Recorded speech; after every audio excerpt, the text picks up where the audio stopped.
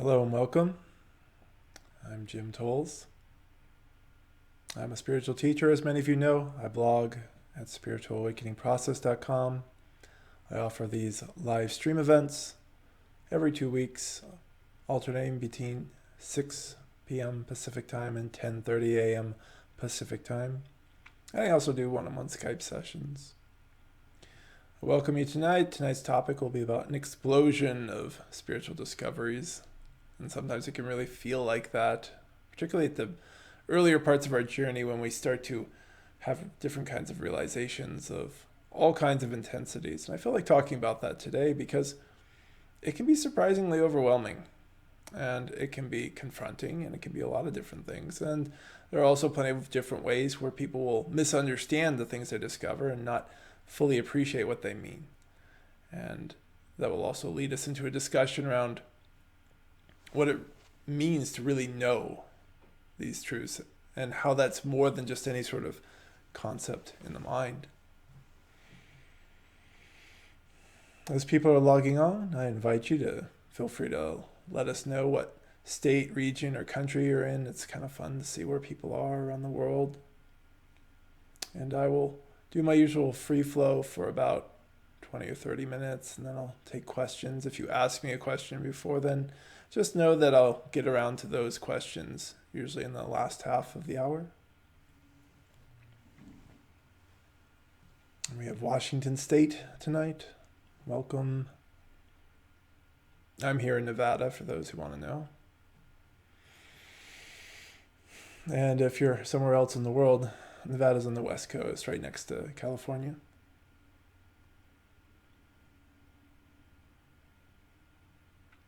Also, I want to take a moment just thank all my donors. You are the ones who make this possible. So thank you for all those of you who've donated for sessions or for just because you wanted to or for one of these webinars. Welcome. We've got Ireland in the middle of the night, Australia, Quebec, Canada, Pacific Northwest. See, isn't this really cool? Got all these people from all around the world that we can connect here in this space. Alaska, nice. If any of you feel moved to make a donation, there's a link down below in the info section beneath this video. And then you can donate whatever you like. Every little bit helps. And there's also a bunch of other links to other blog posts that relate to tonight's topic, as well as a link to my ebook. And welcome to those who've just signed on. People are sharing what part of the world they happen to be in. If you feel like sharing, feel free to do so. And as I get going, please keep most of the questions directed to me. It's a small space in this chat pod, and so we could easily lose what other people are sharing if we start having little conversations going on. And of course, please be respectful. In this space, what gets said is meant to help you, and sometimes that can be confronting. So we have to learn how to be confronted by things as we go on the spiritual path. And I think that's a great place to start with this explosion of spiritual discoveries topic, because as much fun as some spiritual discoveries are, where we find out something that's very beautiful, enjoyable, and otherwise is agreeable to our ego self, there are plenty of times when what we discover is not enjoyable to our ego self, that we discover something about ourselves that we don't like, or we've discovered something about other people that we don't like, and that can be confronting.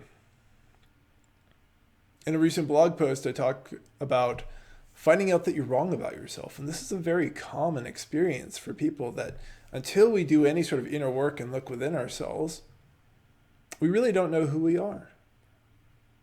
And yet in our ignorance, we think we do. And this is this amazing trap of ignorance. If we're too ignorant, we're not going to start in the spiritual path. It takes, generally speaking, something very tragic to get somebody moving if they're too ignorant about themselves, because they just assume that this is how they are, this is who they are, this is how they think, and that all of life should behave according to their own beliefs. And if life goes along just enough to not really confront somebody, then they can stay in that ignorance for their entire lives. Well, some of us are fortunate enough to not get stuck in that way, that life, for whatever reason, decides to kick our butt and show us things that show that our story is wrong. And we have to make an important decision, which is to accept what we have seen. And that really is the fundamental part of so many things in life and on the spiritual path, is just that acceptance. And dealing with an explosion of spiritual discovery starts with that acceptance. Say, okay, this is what I've discovered. And the great thing about any sort of realization, any sort of spiritual truth, is you can challenge it, you can test it, and it will stand up. Versus an ego lie, we can challenge and try and test it, and it starts to fall apart, or it changes, or we have to add other statements and other beliefs around it to support the belief, to protect it. Spiritual truth doesn't need protection. It's like gravity. You can believe in gravity or not. It's up to you. It's still going to be there. A lot of our other beliefs, however, if we stop believing in them, suddenly they're not really there, or they're rather useless, or otherwise just inconsequential.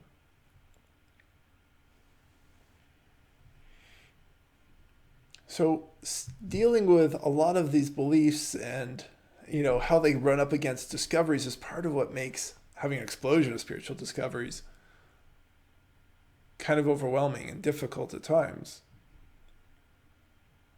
How do these explosions come? A spiritual awakening, a spiritual opening, somebody does a lot of inner work, and then something just kind of breaks open, and now the mind is open enough to receive.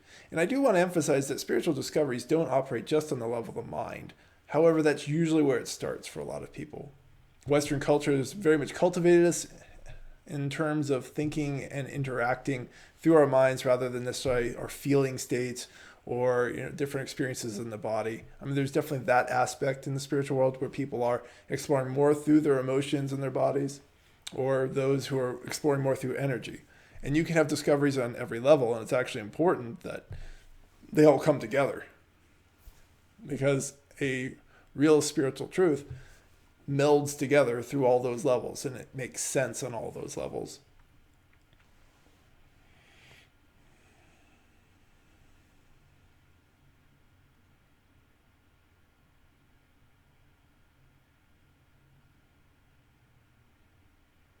With all these discoveries that start to come through, there are a number of different reactions people have. If people feel like they're too overwhelmed, the tendency to stop whatever is opened up can be very, very strong. Some people, they can just sit and meditate and things are already ready to boil up. But as I said, it doesn't necessarily mean these are comfortable things to realize. Somebody has been very unhappy for most of their lives, and they have created a life that's reinforcing that unhappiness. Then they sit and meditate, and suddenly they're realizing they're in a relationship they don't want to be in. They're having a family that they don't want to have. They're just overall living a life they don't want to have. But to change that, right, this comes with a realization, means they're going to have to go through a lot of difficulty potentially, a lot of the unknown,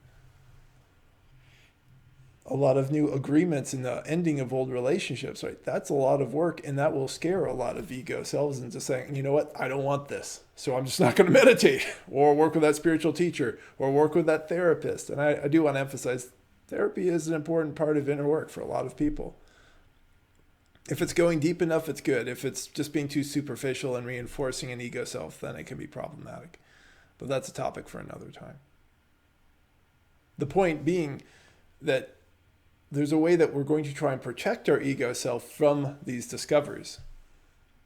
If something is just kind of fun, like, whoa, discovering, wow, I can have a new level of love, or a new way of being at peace completely in my body, those are a little bit easier to integrate because we're not confronting the ego. They can be very powerful for a lot of people. They have a taste of this oneness, and that can set them on the spiritual path to go find it, to figure it out more. And that sort of motivation can be very, very important.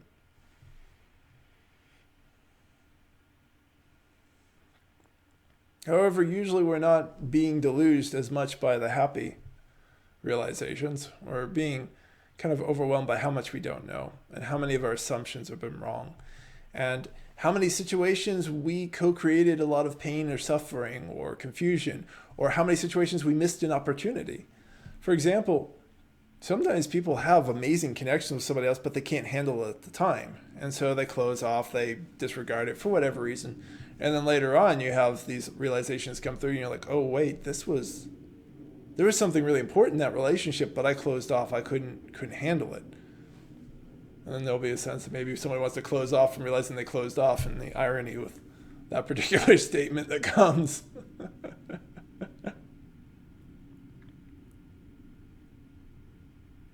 It's so easy for human beings to want to protect the story, as I said, to protect this identity. We really do link our ego identity into a kind of sense of survival. And if the ego is performing its function appropriately, it does help us to survive in the world, to understand it, to interpret it. I never will say that the ego is a bad thing. I think it's something we need to understand. We need to understand the lens that we're using. Discoveries are breaking that lens and showing you its limitations and showing you some of the blind spots to it, not necessarily all of it. And as many discoveries as people may have initially, these are usually just kind of like the beginning, the vanguard. It's not actually a lot. Later on, when you have more perspective, then you start to realize, wow, that wasn't that big of a deal at the time, but it was important at the time. It's almost like the divine knows we can only take a little bit of truth at a time because it seems like a lot. We're like victims of starvation, and any amount of food seems like a lot. But we can't really seem to handle the buffet of divine love and realization at first. So what we usually get is just like a little bit of gruel in a bowl. But to us, because we've been starving for so long, starving for truth and understanding, it seems like a ton. And if we eat it too fast, we throw up, right? We resist it. We want to get away from it. We find some problem with the realization rather than looking within. But the best way to be able to handle a lot of these realizations is to look within. And there's all kind of different levels of intensity. I like to be very specific with my words, as many of you know. So sometimes I'll break up this whole discoveries into epiphanies, realizations, and revelations. With epiphanies being like the smaller ones about, oh, wow, meditating really helps me, or something like that. Or, oh, wow, here's a really great connection I have at work with my boss. And right, something that isn't necessarily going to shake up your life, but it becomes a nice little acknowledgement of something that's going on. And it can be something, that's, on the side that's confronting, or it's like, oh, wow, I really should eat less candy or something like that. And that would make some changes in life and be helpful. But then it kind of amps up when you get into realizations like, I don't know who I am, right? Much more powerful. And that can set somebody off on a quest to really understand themselves. Or a revelation, which really starts to bring the heart, body, mind, and spirit together. Something like a revelation of oneness. And some people have that sort of opening, an experience of oneness, and then, the opening ends. And then here's this inner understanding that's has the potential to really drive people towards greater self-understanding and greater self-awareness. Those are the three levels I like to use in terms of these different types of discoveries. And you can have it happen at any level of yourself, your head, your heart, your body, your energy.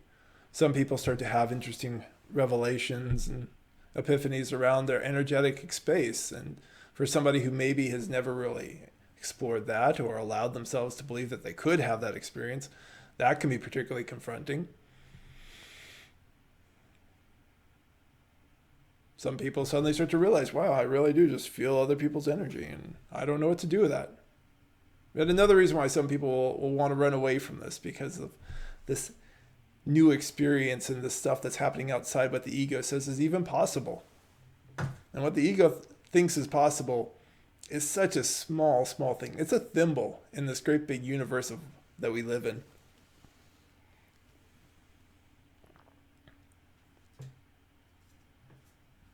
When we start to have discoveries, it means part of the thimble is breaking. There's now a little bit more space for understanding. Now, there is a tendency, too, that people are going to try and barter. And what I mean by barter is that they're going to take this realization and they're going to try and figure out, how do I fit it into the thimble? And just imagine you have an orange and a thimble, and you can already see that this is not going to work. But people will try to say, oh, maybe if I just jam the orange harder into the thimble, this will work. And it doesn't. This can be represented in so many different ways. Like somebody's trying to be spiritual, do inner work, but they won't tell their spouse. And so they will do a little bit and then they shut down again. And so they're trying to kind of barter their way through because they don't want to deal with their spouse and what their spouse may say. And that obviously will run the gamut of responses. Many spouses generally love their partner and will be supportive and not even care that somebody's doing inner work, but the one person may have presumed this would be confronting to them.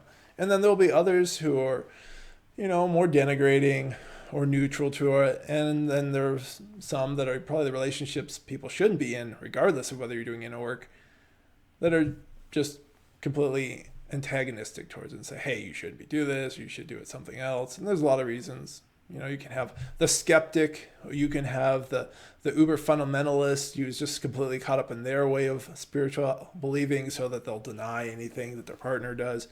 So there's a lot of different ways that can cut. It's not loving on any level to deny somebody's desire to do inner work.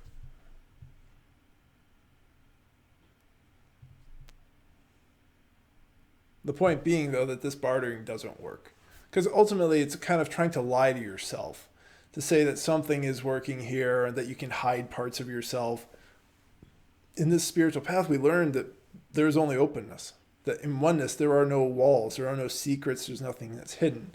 And there's an important way that we have to learn about that too, to understand what this means in the world of living. And that's a really important part of this spiritual discovery process that we go through. We can learn a lot of different things very quickly intellectually, but it doesn't mean we understand it in our hearts, our bodies, and our energies. And that's something that I just can't emphasize enough. So doing the inner work so we really understand what these means matters. For instance, if we start to talk about, everything is love. If everything is love, then that's an amazing equalizer. And it's true, it is. Everything is love, and we are all able to be in love with each other. But what does love mean? And our initial understanding of love tends to be very rudimentary. So this idea can be very problematic. And it can also be used for bartering, because some people say, well, my spouse may not like what I'm doing or whatever, but I can love them too. And it's like, yes, you can. But why be in a situation where somebody is being so denigrating and antagonistic towards yourself when you can be in any other relationship? And that immediately starts to expose the ego, which is just trying to protect itself because it thinks it's safe to stay in this relationship. So there's a pragmatism that will ultimately come out of it, but it's different. There's a whole reforming of our ability to understand and see life. It's like, sure, we can stay in things that are harmful and toxic. That's fine. The space of love within us embraces all of it. But as we get clearer about a lot of different things, that tends to not be what any of us wants to do.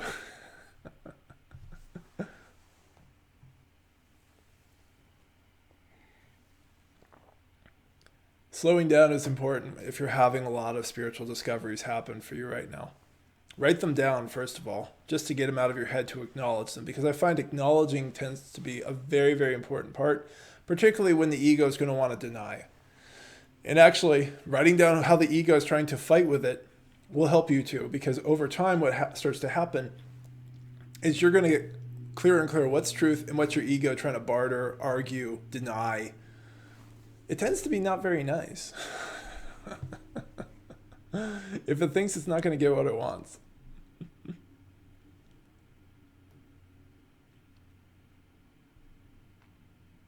I see some questions coming. And don't worry, everyone, I'll get to them in a few minutes. I'm still kind of in a free flow here.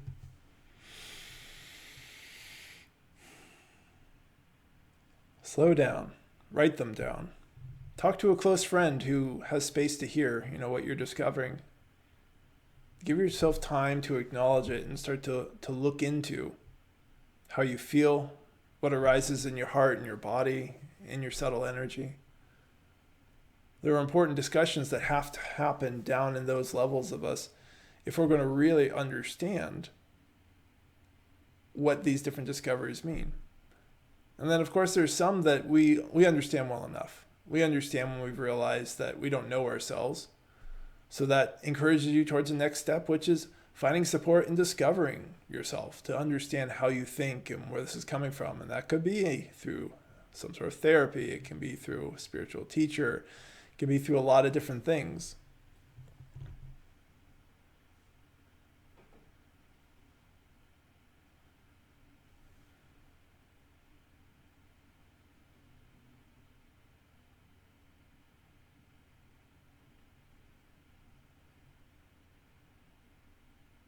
it's just so important to really engage with them and to not assume that you already know everything about a realization the first time it comes.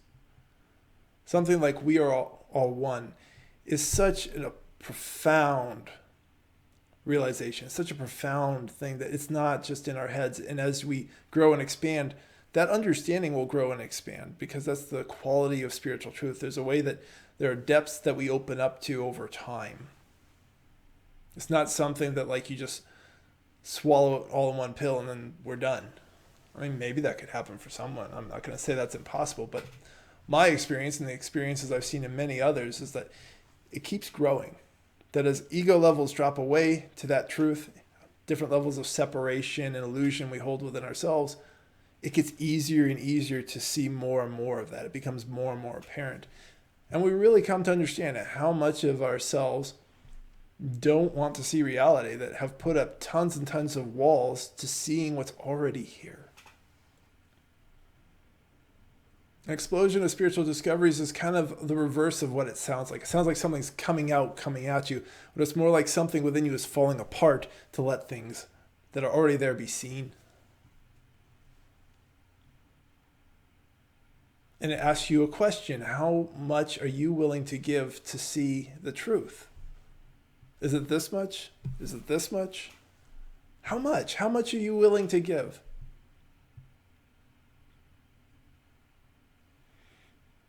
A lot of people are coming to me in their emails and they are bartering, right? They're just like, oh, I just want to understand this little bit, or I want to change this little much. And it's like, that's not enough for the divine. The divine is asking for so much more, and the divine is willing to offer you so much more that's already here. It's already waiting for you.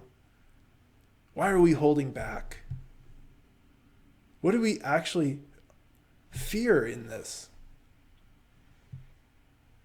There are a lot of changes that are going to come through whenever we have these realizations and discoveries, but life is full of change anyway. We're going to have to make changes. That's just how this world works, one way or the other.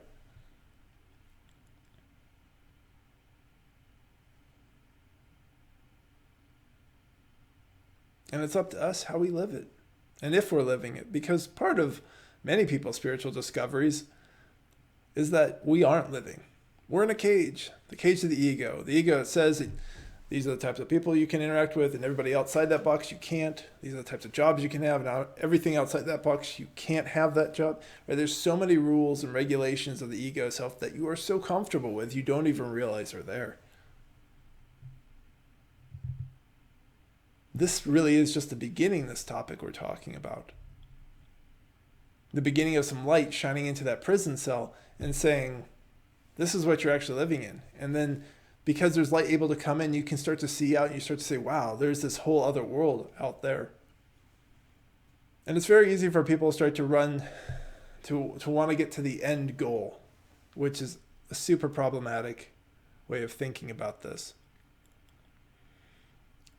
If somebody comes with some level of acceptance of all the truths, or like, you don't want to be here, you don't know yourself, you don't like yourself, and all that sort of stuff, the next thing that seems to happen for a lot of people is like, how do I fix it all immediately now? It's like, well, you didn't create this whole situation immediately now. What's going to happen is you're going to accept your current moment. You're going to practice being at peace with it. And then certain changes are going to naturally want to come from you. Certain changes you already probably know you need to make, and you're going to have to acknowledge them and to step into this new world of changes and allowing yourself to be human, to grow and to gradually change and progress in your own way, and to find your own natural way of flowing through life. Even when people have profound spiritual awakenings, it doesn't get rid of this work. Usually what it does is it feels like it smashes you through the work more. And it's like it forces you to do it more rather than trying to like take your time or barter with it. I mean, you can try, but it's not a lot of fun to try and barter with it.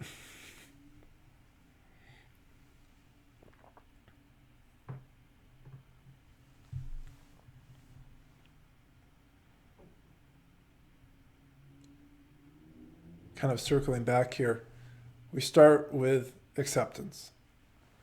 And that's probably one of the biggest things in dealing with an explosion of spiritual discoveries is just acceptance. Accept what you see. Accept what you know. If a part of you doesn't like it, it's probably particularly true. Give it space, and then you can explore it further. What does "we are all one" mean? What does love mean? What does it mean to even know yourself? How do you find out? Right? All these types of questions, you can let that guide you further, so that this sort of explosion starts to be focused. If we take an explosion or we take fire and we focus it, it can do a lot of powerful things. It can drive engines and all sorts of things like that. It can cook our food, right? This focusing of that fire becomes very, very important. Becomes particularly important if somebody wants to have a spiritual awakening, to get this intensity strong enough to really break down the ego, to start a system within us, start this energetic system up, and to get it to start to move on its own more and more. Most of you won't have that going for you, and so this is why dedication is particularly crucial, because otherwise you're going to want to stay in the old prison cell. You're going to want to stay with your old habits. It's hard enough for those people to have awakenings. When we have that stuff going on, like, it just feels like you're being torn apart. The part of you that's holding on, the part that's moving. And also feels particularly accelerated and fast. But don't hold on to the speed thing. Just because something feels faster doesn't mean it's easier.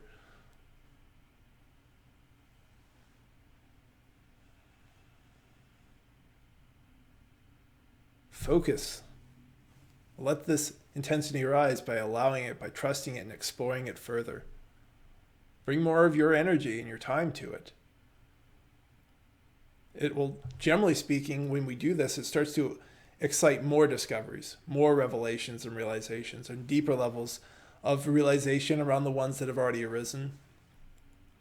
It's very common for people to say, like, I knew about this before, I discovered this before, but I feel like I'm starting to get it in a deeper way. Right? This is a very common experience. Maybe many of you have had that, where it's like you knew something, and then it's like it drops. It drops from your head and down into your heart, or it dropped down from your heart into your gut. And that sort of deepening of understanding is visceral and powerful.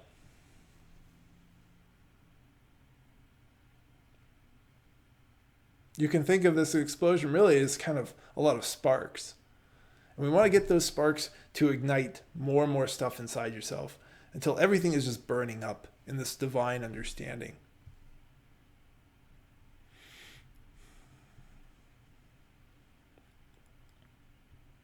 As that happens, you start to shine more light on more aspects of yourself.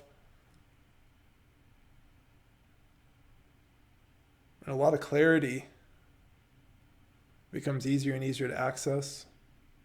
You're coming out of the dark. But don't hold on to any of these things from a purely conceptual standpoint. That's a trap. Or if you just hold on to this one idea that, we are all one, or that there's nowhere to go, right? Because there isn't anywhere to go. The space of awareness, our divinity is all right here. If we try to hold on to it as a pure concept, then strange aberrations get created in people's minds. And by that, I mean, we start to twist the truth towards whatever the ego wants. And the ego will say, like, well, if I don't have to go anywhere to do anything, then I won't do anything. Like, I'm already here. Right? So it becomes a way for an ego that wants to be passive and lazy to justify itself. These sort of self-justifications are exceptionally common. But as you do real inner work, you start to understand when you're doing that. And it becomes more and more obvious. Oh yeah, I'm just justifying a reason because I'm scared. I'm scared of the unknown. I'm scared of forcing myself to do something that I'm not used to doing. Like, all these types of things become easier and more apparent for you to see for yourself, and that's empowering. So you see, from an explosion of these sort of discoveries, we go into acceptance and exploration, and then it's sort of an intensification, which is the topic of one of my earlier videos around intensifying and spiritual awakening. And then from that into a level of empowerment. You gain your power by knowing yourself and not knowing other people. I think this is the last point before I open up for some questions here.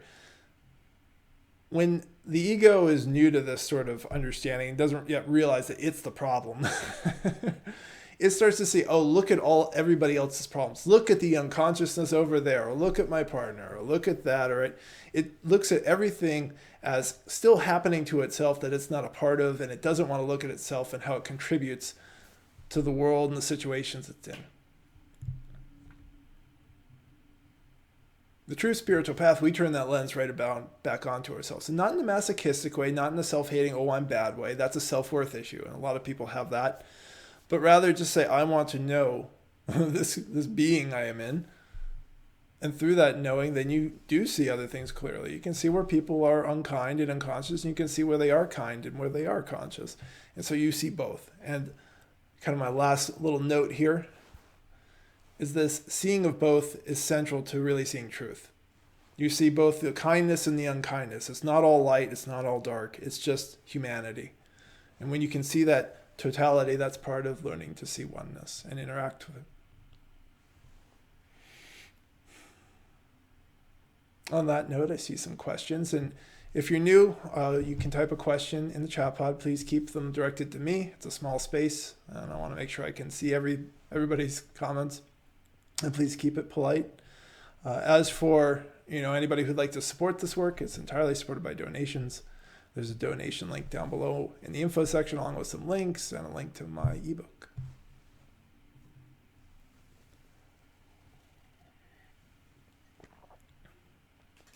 So Lori is making comments about having to change all areas of her life, and it's been hard. And she's having a hard time surrendering. And that leads to the question of, well, where is the difficulty in you? Because when we say it's hard, that usually means that we're resisting it, that we don't like it still, and that there's some part of us thinks that this isn't how our lives should be going. So that's where the inquiry is. I mean, there's one thing to say it's hard to leave a marriage, and it's another thing to say it's hard to climb a mountain, right? We use the word for both things. We kind of act like they're both the same, but really the difficulty is emotionally that's happening inside. And if our ego isn't there, isn't causing us much problems, changing a relationship agreement isn't as hard as it seems. Plus, there's also the ways that we project onto the future about how it will go, and there's all kinds of different stuff that goes on with it. And it's essentially we're making it difficult on ourselves. And I think that's an important discovery that a lot of people have to understand, that we make things difficult for ourselves. We choose our emotions. And that's just such a big deal to understand, because so many people say, somebody made me feel something. Nobody makes you feel anything. Every emotion is on some level a kind of choice within us. So kind of my last thought for that for you, Lori, is it's time to take ownership of the emotional choices you're making. Thanks for your comment. From Sophia, how do you test other people's spiritual truth? I don't. The more clear you are with yourself, Sophia, it's just, you're going to be able to see what's going on within you. You're going to be able to see what's wanting to test other people and why I would want to do so. But usually it just gets clearer and clearer, where people are operating from, the clearer we are in ourselves. It's a real win-win. If we go the other way and we're just critiquing others, then we're probably blind about ourselves in some way. So that's a lose-lose. We don't know something about ourselves, about the critiquer in us, and we're not really interested in them. We're interested usually in whatever story we have in our own head and how it compares to whether they match that or not. So if we have an idea of what consciousness is and we're trying to match that idea against the other person, that's usually a fairly blind place to be coming from, because we usually don't know as much about consciousness if that's what we're trying to do. Right? The action itself is problematic because it suggests that we're still thinking that sort of ego comparative way. And that can be very much hidden from us until we go looking for it. If we go looking for it and we start to dissolve that sort of need to compare ourselves and compare others and to match them up against our concepts to see if they agree with our concept or not, if we break that system down, it changes how we see others in just extraordinary ways.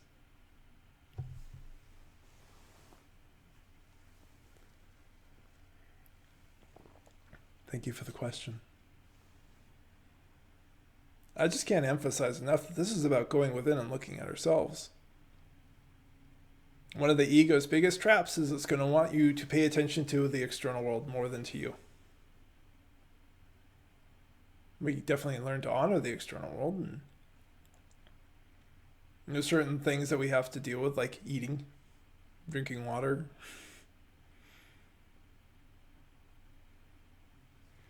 But there's a lot of other ideas that we have that we like to place onto others that are irrelevant, or it's just our own way of trying to self-insulate, make the world safe for ourselves, or at least make the world appear to be safe. And I think that's another aspect of these discoveries that we have, is a lot of times what we thought was safe turns out to not be safe. This happens all the time with somebody if they're in an abusive, codependent, or otherwise unhealthy relationship, and what they thought was safe before that realization suddenly is not.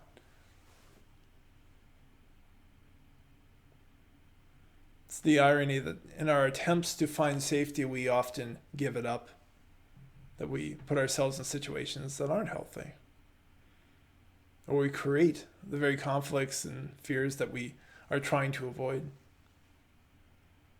There's a question from Erica. Can you describe the process of looking inward? Well, I think there's a lot of levels of that.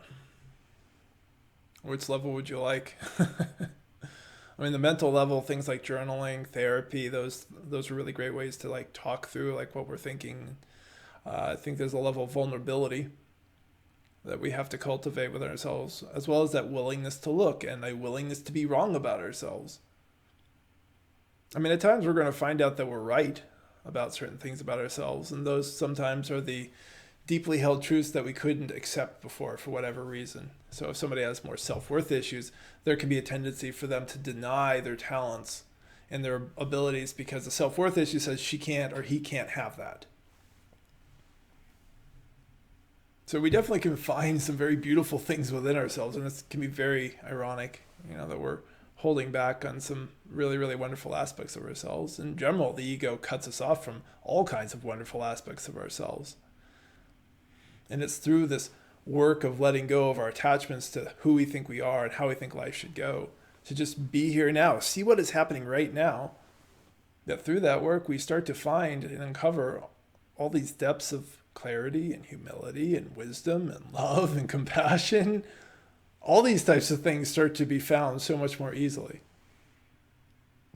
And it's not like you're trying to be a good person. It's just, this seems to be what happens when people let go of the ego self.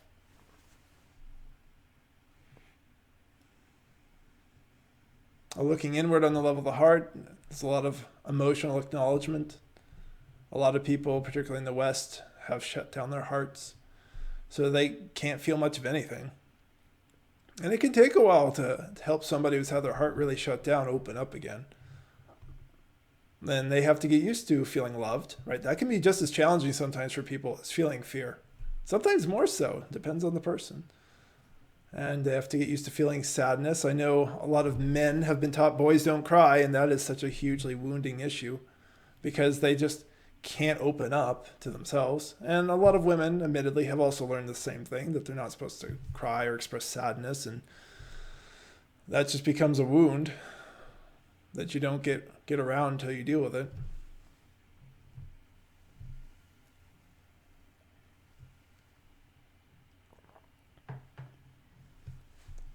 We're back to vulnerability again. We have to be vulnerable. We have to be open to what we find. And we have to be open to a certain quality of messiness in this looking inward. When we start to find these different things inside us, like sadness, it starts to get uncomfortable. It starts to get snotty and teary and sweaty, and all sorts of different things happen as we discover, wow, I am not happy inside. And that's why we close our hearts. We don't close our hearts because we're happy. Let's be clear about that. If your heart is closed, you are not happy. And the sad thing is we get so good at confusing ourselves and deluding ourselves that we think we're happy when we're not. We're like, no, I'm fine. I was that way. You could ask me if I was happy 10, 12 years ago. I've been, yeah, I was. Nope. I can tell you, no, I wasn't.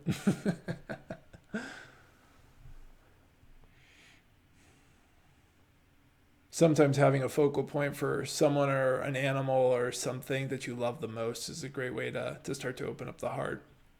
to remind yourself of your capacity for love, and that's a very small level of love, okay? But it's a starter point to get things opening if you've had a lot of trouble with your heart being closed. Looking inward, I think, the body and the energy, we really get into that more.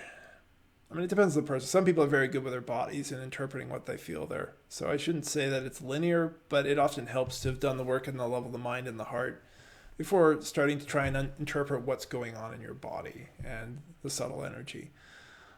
If we're too caught up in our emotions, or too shut down, or too mentally confined in what we're willing to believe, then we misinterpret, or we don't interpret. We don't even notice what's happening energetically. We can be too literal with what we feel in our bodies, saying, well, it probably just has to do with what I ate tonight. It's like, no, if it's some energy and physical tension stuck from being kicked in your stomach by your mother when she was in a drunken rage, right? That nausea has nothing to do with what you ate tonight. But yet, if the mind isn't prepared for that, it doesn't know how to interpret those signals that somebody is getting. As is prepared for it, and as you relax into your body, you'll find that certain things want to arise, and through breathing and focus work and attention on those spaces, things move and release. And the body lets go of tensions, and people relax and open up more. So there are a lot of levels of looking inward, and the energy stuff I like to leave alone, primarily because our other lenses are so dirty that they, as I said, misinterpret a lot of what we sense or feel as energy. A lot of things that we're feeling as energy are just our feelings. Just like our biochemistry inside that's being upset and it's weird.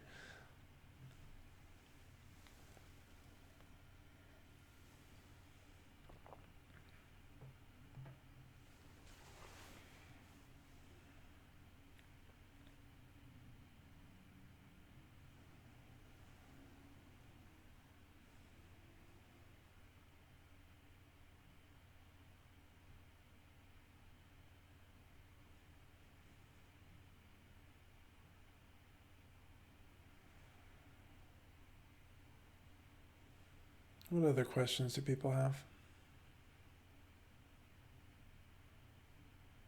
You're welcome, Erica. And as a short aside, the next talk I'll be doing will be at 10:30 a.m. Pacific time. And it's going to be about spiritual self-care during awakening. I'll have the announcement up on the blog next Wednesday. And if somebody is new and just wandered into this talk, I'm Jim Tolles. I blog regularly at spiritualawakeningprocess.com, and we're talking about discoveries people have as they go on their spiritual journey. In particular, I'm just talking about this little burst. There are times where these bursts kind of come, and then everything's quiet. Or we're processing through that burst or something like that. It's not something that you need to have happen in your spiritual journey. But it does happen, and it can be surprising for a lot of people.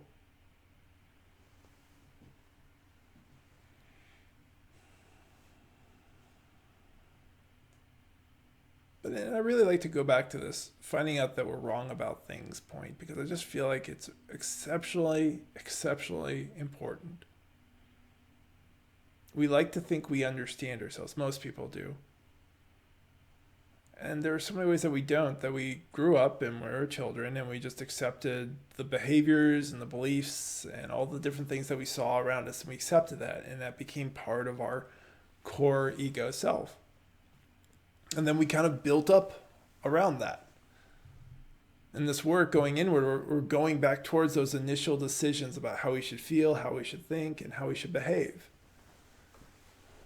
If you have a very calm, loving upbringing, particularly through those early years, you're going to feel a certain way about yourself and a certain way about life. And if you have a very insecure and unhappy upbringing during particularly those early years, then you're going to have a different way of looking at life. Life will tend to be scary or more confronting. And it's not about finding a correct point of view. And this is something I think is tricky for a lot of people, because the ego seems to want to settle on one way of understanding life. And in this work, we're not looking for just one way of understanding life. We're looking to allow ourselves to be open to whatever life is, not what we want to perceive. So much of the ego wants to perceive life in certain ways and likes to create lots of stories.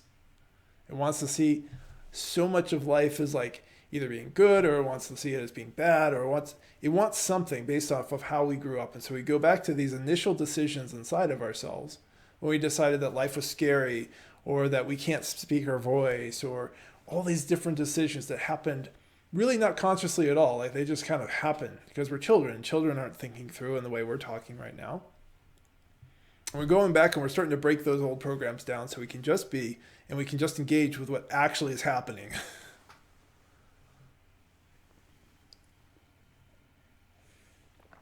Louisa says she has a burst of energy going through her right now. She wants to know if she needs to understand it, or will it work its way through. It's the middle path. So what you just kind of asked me is kind of the extremes. It's like, do I do nothing or do I do something? And it's like it's in both. So there's a surrender to like whatever's coming through, but also a gentle exploration to say, like, what is this feeling like? What ideas are coming up? What emotions are coming up? What is it trying to show me? And so that combination is powerful. It's action and receptivity combined. When we try to like put into these siloed things of just do nothing or do something, we tend to get in trouble. So this sort of open receiving, while being able to engage with what's happening, is important. So the receiving, we're making a space for it, for whatever's coming through. And then the gentle exploration, saying, well, what's this feel like? What emotions come up? What thoughts or discoveries come up? And then that kind of guides you forward into how you may need to integrate that particular energy, Louisa.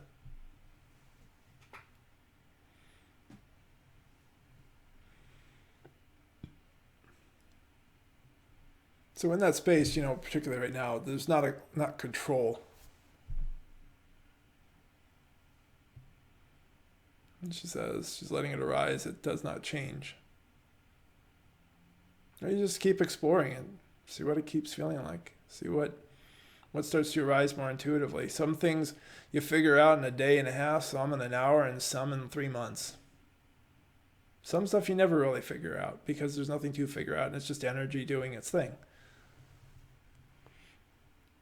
There's a real fluidity and flexibility in being the present moment versus like the ego self wants to like have a specific answer one time that it can apply to every time. It just kind of is a big cookie cutter. And we think this will keep us safe to say like, well, if it's like this one time, then it'll always be like this. And it's not. A lot of things keep changing inside us. This is an interesting way that the more we drop into the oneness and be in the stillness that it simply is, that never changes, the more we're forced to acknowledge the change of being a human being. So the change and the changeless start to work together in a beautiful way, but not a conceptual way. And this goes back to what I've been talking to you about tonight, is that this has to be more than concept. It has to be something that's really known throughout your whole being. When it is, these things that seem paradoxical to the ego mind make complete sense. They're not a problem. They're not in conflict. And they make living so much easier. Versus the ego that wants to hold on to its concepts, its idea of who you are and who all of life is, will frustrate you. It will cause you so much suffering because it will fail repeatedly. It will miss opportunities. It will cause you pain. It's like the different arguments people get into, and then later on they finally work it out and they find out that the other person wasn't arguing with them. What happened? Well, one person's ego had a wrong interpretation, a wrong projection of this other person and what they were saying and what should be interpreted as. They created a whole load of suffering in a situation where none needed to exist. And this is how we start to really see that the ego is the cause of suffering. It's not helping us live a happy, well-adjusted life. It's not living in reality. And understanding that is a big discovery for a lot of people, that our ego self does not live in the real world. People start saying the spiritual world and the real world don't match. No, it's reversed. The ego world and the real world don't match. Spiritual world and real world are the same. The true spiritual world, not the world where we're just supposed to mindlessly believe in things. That's a whole other realm of control. And that's out there, and it's being called spirituality in a whole bunch of different ways. This sets you free. It doesn't control you. As I said, it's like understanding gravity. You don't have to believe it. It's still going to be there. If you do trust that gravity exists, then you can engage with it.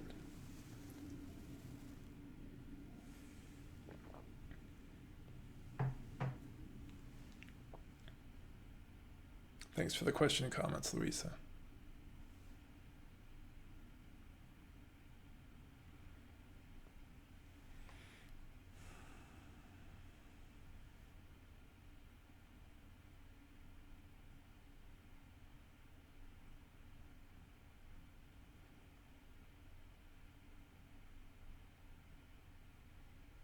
But I've been talking kind of on the negative side tonight, but there are a lot of discoveries that are fun.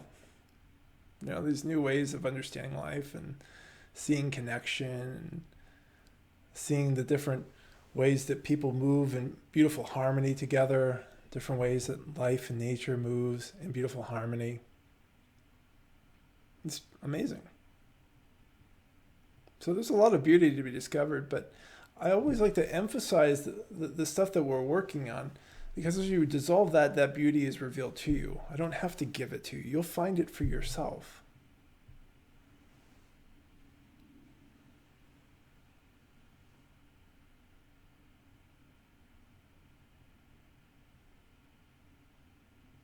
And that's a beautiful thing, that when you do the work, there's all these amazing gifts that you discover when you knock down the prison cell walls. You just find freedom, you find space to move and to be as you are. Sometimes people come to spiritual teachers and think that we're going to give you something. I'm not here to give you anything. I'm here to help you take stuff away. I'm here to help you understand that all the things that truly matter and that are truly real are already here. And we just have to knock down a few walls.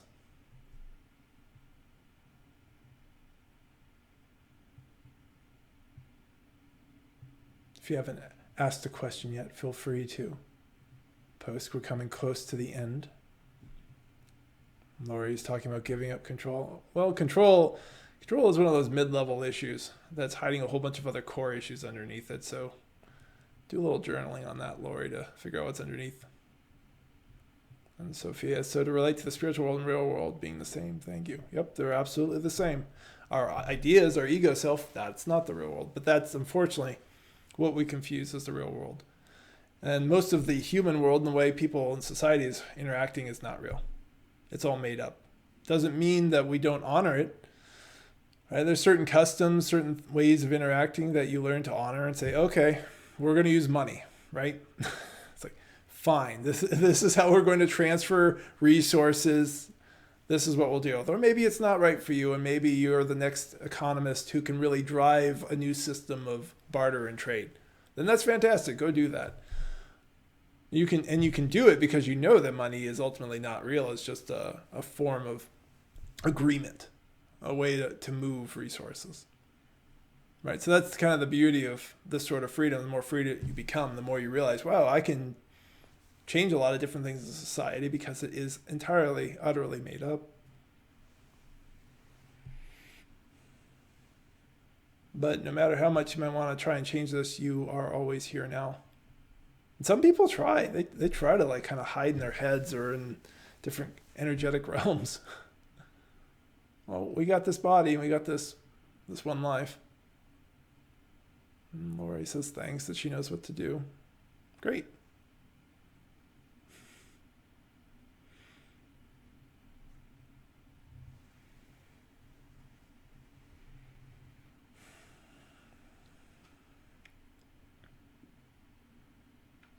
And if anybody has joined late, I'm coming to a close here. Probably answer the last couple of questions, but this will automatically upload to Jim Tolles, the YouTube channel. And if you're not subscribed, feel free to do so. There's also a little, if you hit the subscribe button, there's a little bell thing you can click on, and that will notify you whenever I'm doing the next live stream. And as I mentioned earlier, it's every 2 weeks. I'm very consistent with that, unless I'm taking some time off.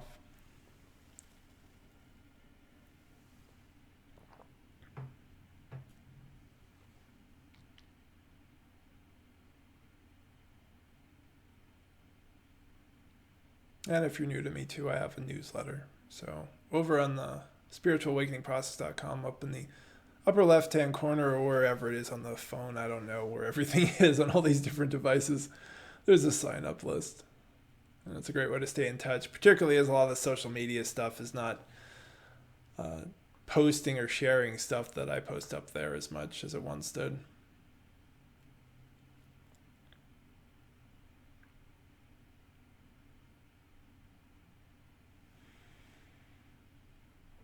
Well, I feel like we're coming to a close here. So I hope this is helpful. As I said, you can rewatch this at your leisure on Jim Tolles, this YouTube channel. And I'll be back in 2 weeks again. I'll be talking about the self-care we do during awakening, which can be a little bit different than how a lot of people think about self-care. So thank you for your time and your attention, and I wish you all very well.